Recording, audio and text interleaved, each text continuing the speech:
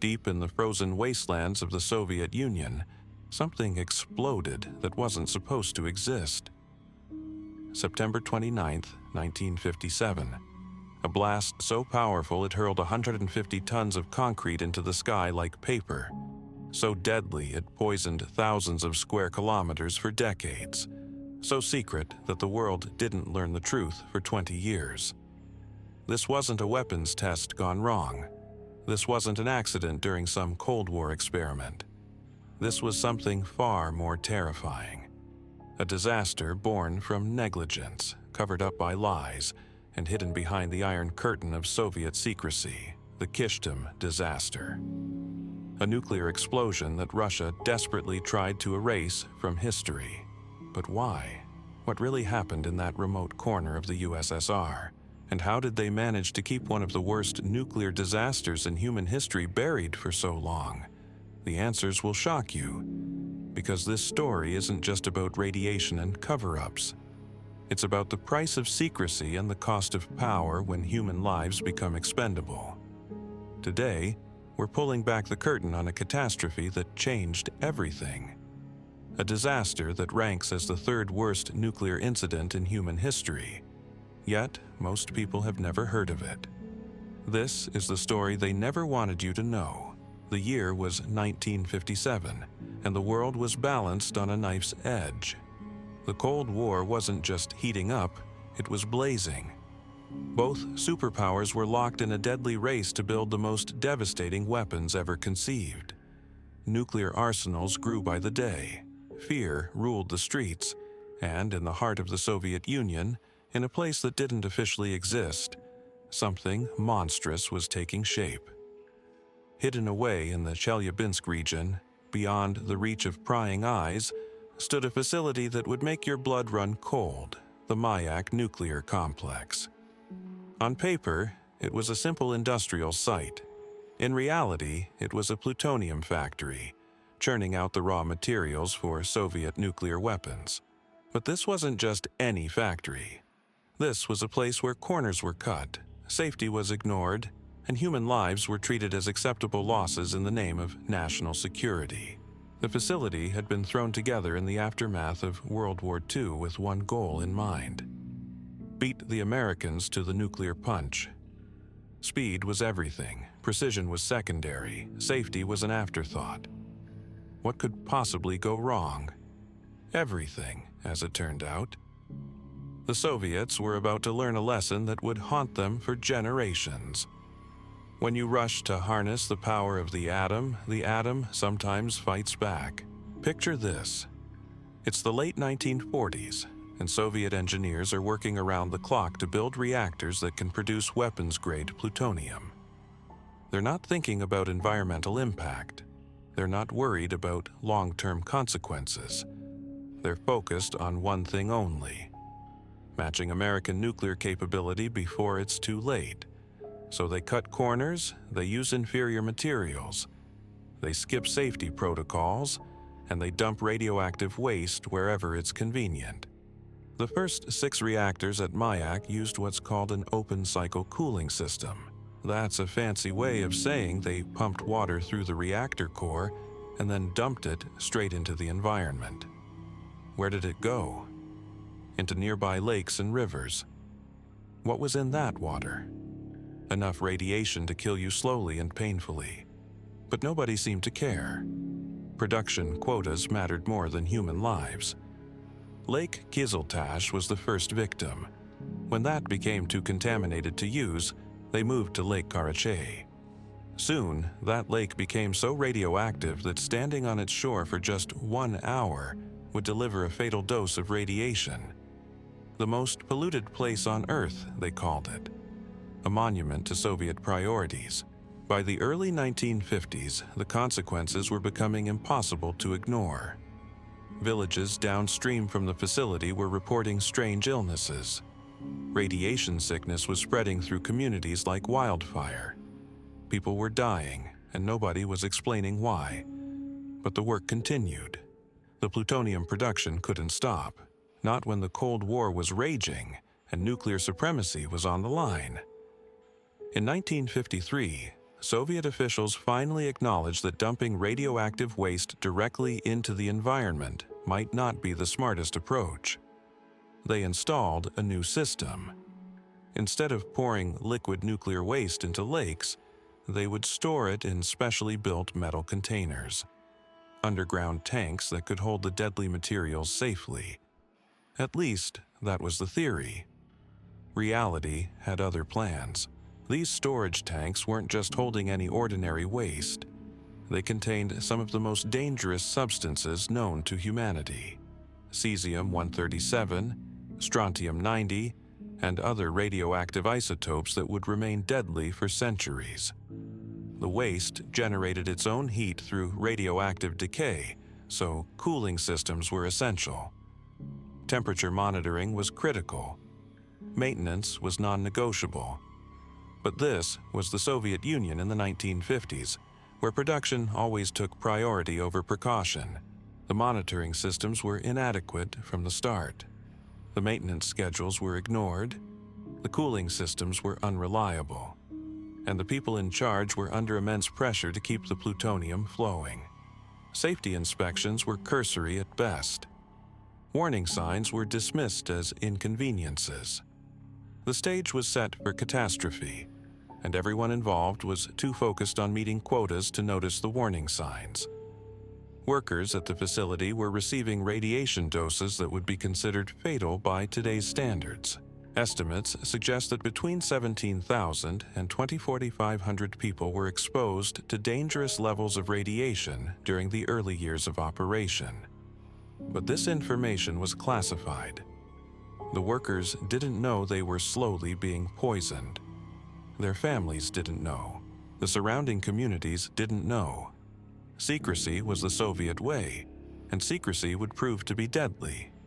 By 1957, the situation at Mayak was a disaster waiting to happen. One particular storage tank held approximately 80 tons of liquid radioactive waste. The cooling system for this tank had been failing for months. Temperature readings were climbing steadily. Warning lights were flashing. But the maintenance that could have prevented catastrophe was repeatedly delayed. There were always more pressing priorities. Always another deadline to meet. Always another excuse to postpone the work that could save lives. September 4th, 1957, the temperature in the storage tank reached a critical threshold, 350 degrees Celsius. The waste began to boil. Pressure built to dangerous levels. And still, nobody acted. The monitoring systems that should have triggered emergency protocols were malfunctioning. The personnel who should have been watching were focused elsewhere. The safety measures that should have prevented disaster were nowhere to be found. What happened next changed everything. The tank exploded with the force of 100 tons of TNT. A concrete lid weighing 150 tons was hurled into the air like a toy. 20 million curies of radioactive material were blasted into the atmosphere. The explosion created a radioactive cloud that drifted northeast across thousands of square kilometers of Soviet territory. And for the first few crucial hours, absolutely nobody knew what had happened. The blast was felt for miles around. Buildings shook, windows shattered. The ground trembled as if struck by an earthquake. But this was no natural disaster. This was human error on an unprecedented scale. This was the price of cutting corners in the nuclear age. This was what happened when secrecy mattered more than safety. As the radioactive cloud spread across the countryside, it painted an invisible trail of death across the landscape.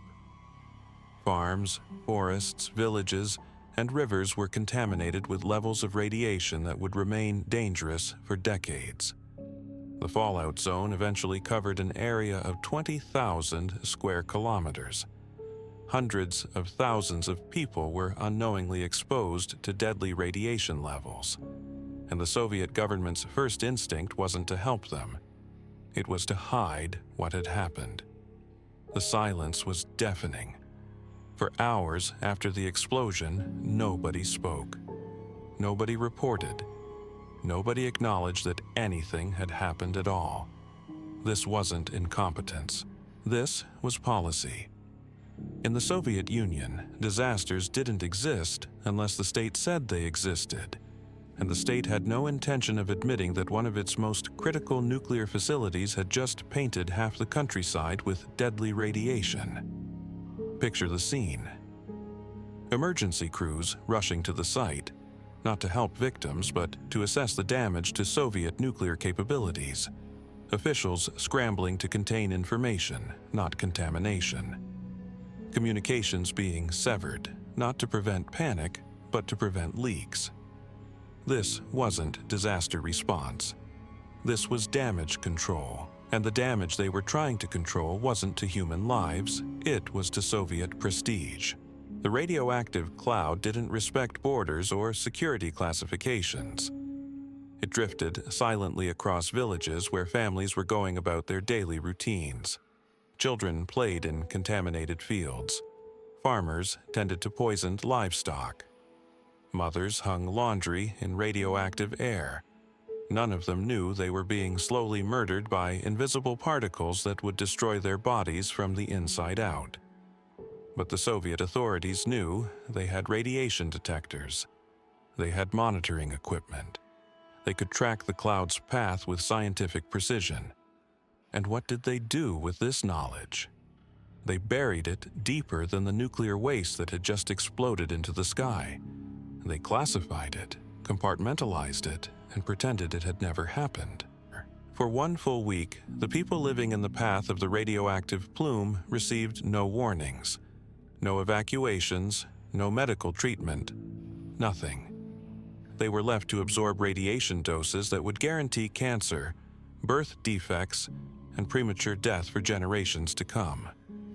All because the Soviet government valued its secrets more than its citizens' lives.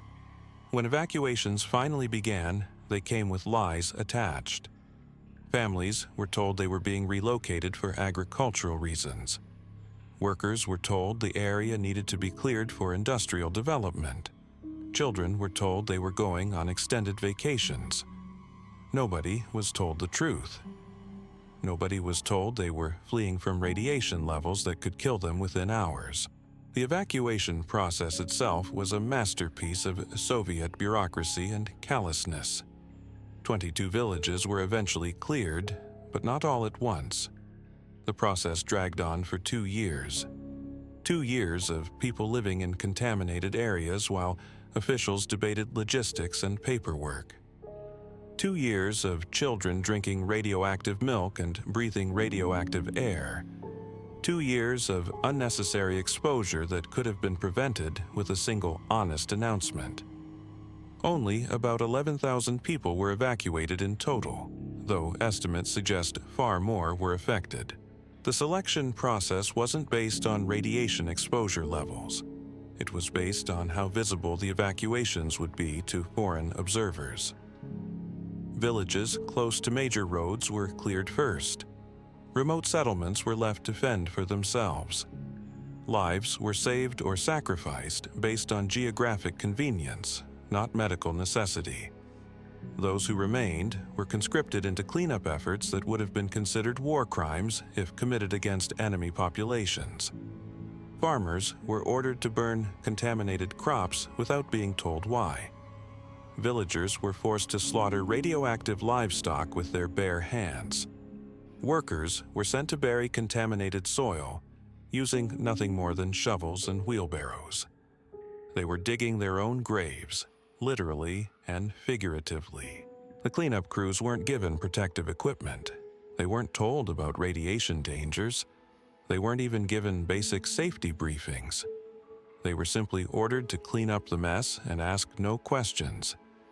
Many of these workers died within days of radiation sickness. Their deaths were attributed to other causes. Their families were told they had died serving the motherland. The truth was filed away in classified archives where it would remain hidden for decades. Meanwhile, the international community remained completely in the dark. The explosion had been powerful enough to register on seismic equipment across Europe, but Soviet officials explained it away as a mining accident. Foreign diplomats asking questions were told that nothing unusual had occurred. Journalists seeking information were denied access to the region. The Iron Curtain didn't just hide political secrets. It concealed nuclear disasters. But radiation doesn't respect political boundaries, and traces of the contamination began showing up in unexpected places.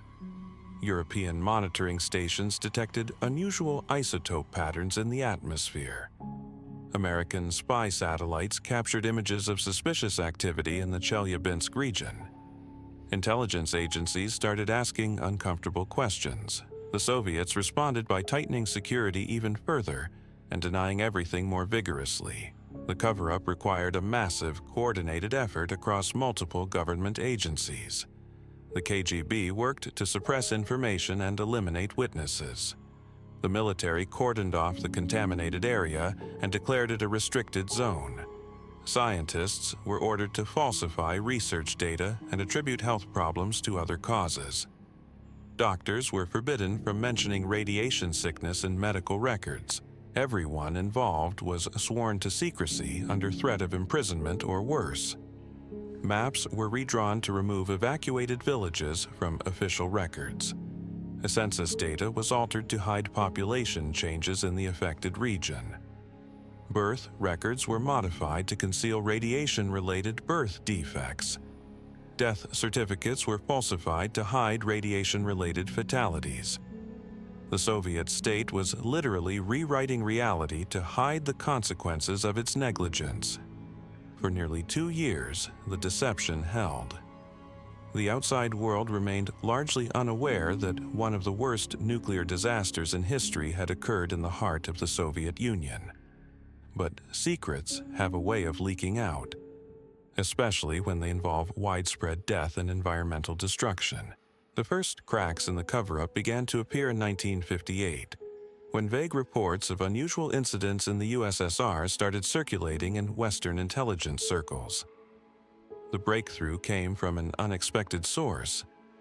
In March 1959, an Austrian newspaper called Der Spiegel published the first detailed report about a major radioactive incident in the Soviet Union. The story was based on information from Soviet refugees who had fled the contaminated region. Their accounts were fragmentary and sometimes contradictory, but they painted a picture of environmental catastrophe and government cover-up that was impossible to ignore. The Soviet response was swift and predictable. They denounced the reports as Western propaganda designed to discredit their nuclear program. They claimed that no such incident had ever occurred. They accused foreign journalists of spreading malicious rumors.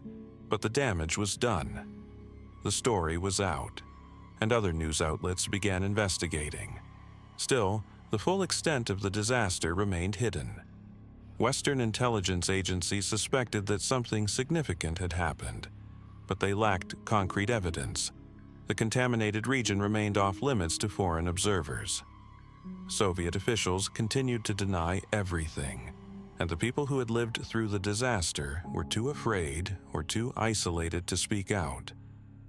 The real revelation came in 1976, nearly 20 years after the explosion. A Soviet biologist and dissident named Zoris Medvedev published a detailed account of the Kyshtym disaster in a Western scientific journal. Medvedev had worked in the Soviet nuclear program and had access to classified information about the incident. His account was comprehensive, accurate, and absolutely damning. Medvedev revealed the true scale of the contamination, the extent of the cover-up, and the human cost of Soviet nuclear ambitions. He described how entire ecosystems had been destroyed, how communities had been abandoned, and how thousands of people had been poisoned by their own government's negligence. His revelations sent shockwaves through the international scientific community and finally exposed the truth about one of the most significant nuclear disasters in history. Even then, many Western scientists initially dismissed Medvedev's account as exaggerated or unreliable. The scale of the disaster seemed too massive to believe. The level of government deception seemed too extreme to accept. Some experts suggested that the contamination Medvedev described was simply the result of poor waste disposal practices rather than a single catastrophic explosion. But Medvedev's credibility was unassailable. He had the scientific credentials, the insider knowledge, and the documented evidence to support his claims.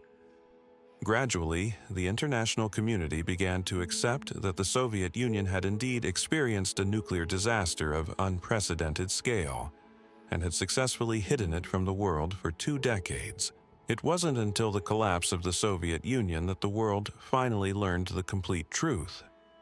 When classified archives were opened in the 1990s, researchers discovered documents that confirmed every horrifying detail of Medvedev's account. Internal memos revealed the government's callous disregard for human life. Secret reports documented radiation levels that were beyond comprehension. Medical records showed cancer rates that defied natural explanation. The numbers were staggering. The explosion had released more radioactive material than the atomic bombs dropped on Hiroshima and Nagasaki combined. The contaminated zone stretched across 3 Soviet regions. Nearly 500,000 people had been exposed to dangerous radiation levels, and the government had known all of this from day one. But perhaps the most chilling revelation was how systematic the cover-up had been. This wasn't panic or confusion in the aftermath of disaster. This was calculated deception executed with military precision. Every lie had been planned. Every denial had been coordinated. Every witness had been silenced. The Soviet state had turned mass poisoning into a state secret. The long-term consequences were even more devastating than anyone had imagined. Cancer rates in the affected regions skyrocketed to levels 5 times higher than normal. Birth defects became commonplace. Genetic damage passed from parents to children like a cursed inheritance. Entire bloodlines were contaminated with radiation that would affect generations yet unborn.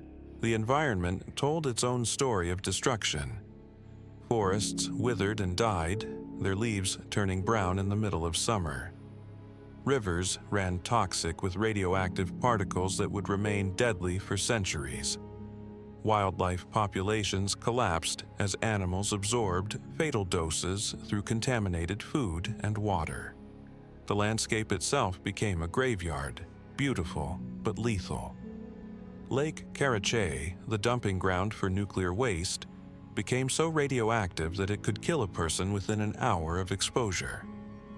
The lake bed contained enough radioactive material to contaminate entire continents if it ever reached groundwater supplies. It was a ticking time bomb buried in the heart of Russia, waiting for the right conditions to spread its poison even further. The workers who had built this nightmare paid the ultimate price.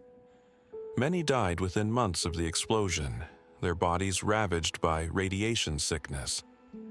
Others survived longer, only to succumb to cancers that ate them alive from the inside. Their families were told they had died serving their country. The truth was that they had died because their country had failed to protect them. Medical records from the period reveal a pattern of systematic neglect that borders on criminal negligence. Workers showing obvious signs of radiation poisoning were told they had the flu. Families reporting unusual illnesses were dismissed as hypochondriacs. Children born with severe birth defects were quietly removed from their parents and hidden in state institutions. The Soviet medical system became complicit in covering up mass radiation exposure. The psychological toll was equally devastating. Survivors lived with the knowledge that their government had deliberately poisoned them and then lied about it for decades. They watched their friends and family members die slow, painful deaths, while officials denied that anything was wrong. They raised children knowing that genetic damage might manifest years or decades later. The betrayal was complete and absolute. International monitoring stations eventually detected the radioactive signature of the Kyshtym disaster in soil samples and atmospheric readings across Europe and Asia. The contamination had spread far beyond Soviet borders. making it a global incident that had been hidden from the global community. Other nations had unknowingly been exposed to Soviet nuclear negligence, and they had every right to demand answers. When those answers finally came, they revealed a pattern of reckless behavior that extended far beyond a single incident. The Mayak facility had been contaminating the environment for years before the explosion. Multiple accidents had been covered up. Safety violations were routine. The Kyshtym disaster wasn't an isolated tragedy. It was the inevitable result of a system that prioritized secrecy over safety. The facility continued operating for decades after the explosion, producing plutonium for Soviet weapons programs while sitting atop one of the most contaminated sites on Earth. Workers continued to be exposed to dangerous radiation levels. The surrounding environment continued to deteriorate. The cover-up continued to protect the facility's operations at the expense of human health. Today, more than 60 years later, the Kyshtym disaster remains a testament to the dangers of nuclear secrecy. The contaminated zone still exists, though it's now called the East Urals Nature Reserve, a name that masks its true purpose as a radioactive wasteland. Radiation levels remain dangerous. Access is still restricted. The cleanup continues, though it will take centuries to complete. The exact death toll from the disaster may never be known. Radiation-induced cancers can take decades to develop, making it impossible to definitively link deaths to the explosion. Conservative estimates suggest thousands died directly from radiation exposure, while tens of thousands more may have been affected by long-term health problems. The true number could be much higher. The Kyshtym disaster stands as the third worst nuclear incident in human history, behind only Chernobyl and Fukushima. But unlike those disasters which received immediate international attention, Kyshtym was hidden for 2 decades.